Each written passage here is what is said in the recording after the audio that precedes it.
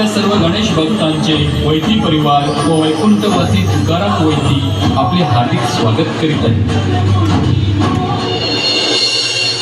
मानव जन्म ही परमेश्वराने आपल्याला दिलेली अनमोल अशी देणगी आहे. पण मानव हा वासना, लालसा, अहंकार, ईर्ष्या ह्या तमोगुणाच्या आहारी जाऊन पाप करतो आणि शेवटी आपल्या जीवनाचा सर्वनाश करतो. मृत्यूनंतर हा पापी जीव 84 लाख योनीच्या चक्रव्यूहात अडकून पडतो. पण खरंच मानवी जीवन म्हणजे फक्त श्वास घेणे, भोजन करणे आणि झोपून जाणे इथपर्यंतच आहे का? नाही. मानवी जीवन ह्याच्याही पलीकडे आहे. मानवी जीवनाला खरा अर्थ प्राप्त करून देतात ते आपले परमपूज्य सद्गुरू. गुरुच्या सामर्थ्याने, गुरुच्या साक्षात्काराने, गुरुच्या आशीर्वादाने मानव हा भक्ती मार्गाला लागतो, सत्कर्म करतो आणि ह्या जीवन मरणाच्या फेऱ्यातून बाहेर पडून मोक्ष प्राप्त करतो. ही कथा आहे यवन राजाची. फार वर्षापूर्वी कृतयुगात खूप मोठा एक यवन राजा होता. तो इतका वासनाधीन होता की त्याने त्याच्या राज्यातील सर्व स्त्रियांचा उपभोग घेतला. कोणत्याही स्त्रीला त्याने सोडली नाही. विवाहित, विधवा, कुमारी, रजस्वला, कन्या अशा सर्व स्त्रियांवर त्यांनी बलात्कार केले. तो खूप मदिरा पीत असेल, त्यामुळे तरुणपणी त्याला भयंकर असा रोग झाला. त्याच्या राज्यातील मंत्र्याने व सेवकाने त्याचा त्याग केला. शत्रूने त्याचे राज्य हिरावून घेतले आणि अंत्यशेवटी अशा पापी, वासनाधीन व व्यसनाधीन राजाचा तडफडून मृत्यू झाला.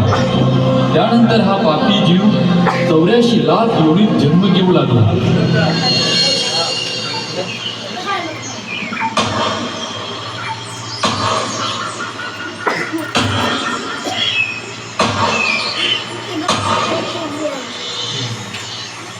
आबा, बाबा, लाकड तोडणे बस करा. मला ह्या जंगलात खूप भीती वाटायला लागली आहे. घाबरू नकोस लेका, थोड्या वेळात लाकडं तोडून होऊन जातील. बाबा, लवकर घरी चला. आई घरी एकटीच आहे. चला ना बाबा. जरा धीर धर लेका, आपण निघू थोड्या वेळात. बाबा, मला खूप तहान लागली आहे. हा लेका, त्या झाडापाशी पाणी ठेवलं आहे, तिथे जा आणि पी.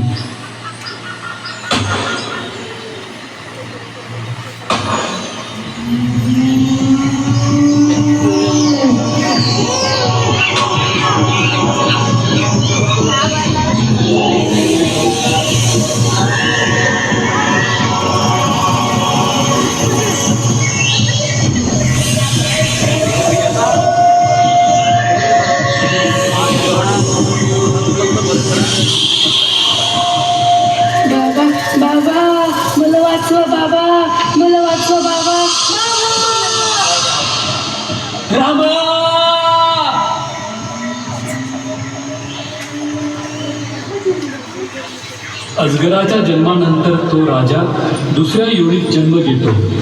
जन्म मरणाचे चक्र त्याचे चालूच राहते. काही जन्मानंतर तो राजा राक्षस योनीत जन्म घेतो आणि बनतो महाभयानक ब्रह्मराक्षस.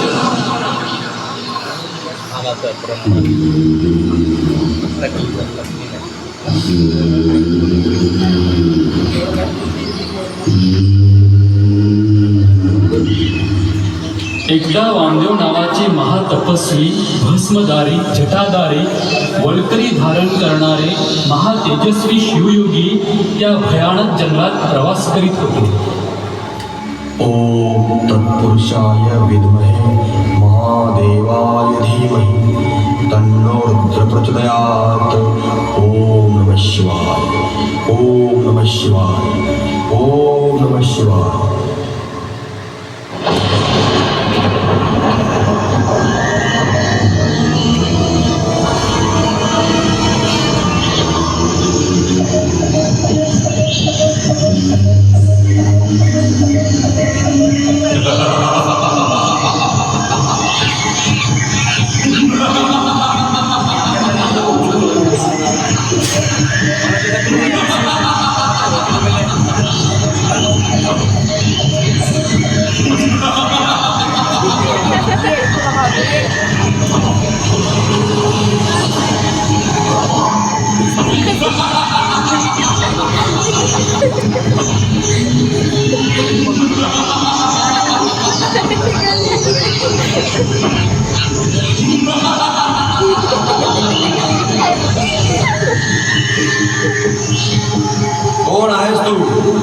माझी वाट अडून का उभा आहेस? कोण आहे मी? कोण आहे मी आहे ब्रह्मराक्षस.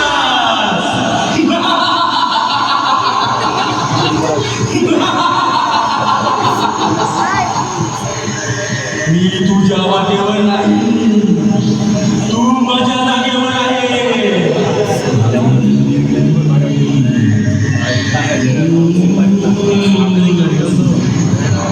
मूर्ख माणसा, मूर्ख माणसा, तू माझ्या तावडीत सापडला आहेस. खूप दिवस झाले मी काही खाल्ले नव्हते. बरं झाला तू आला तिथे.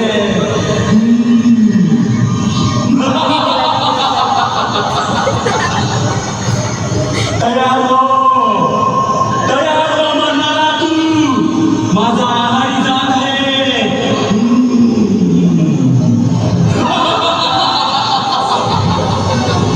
सावधान, जवळ आलास तर राग करून टाकेन.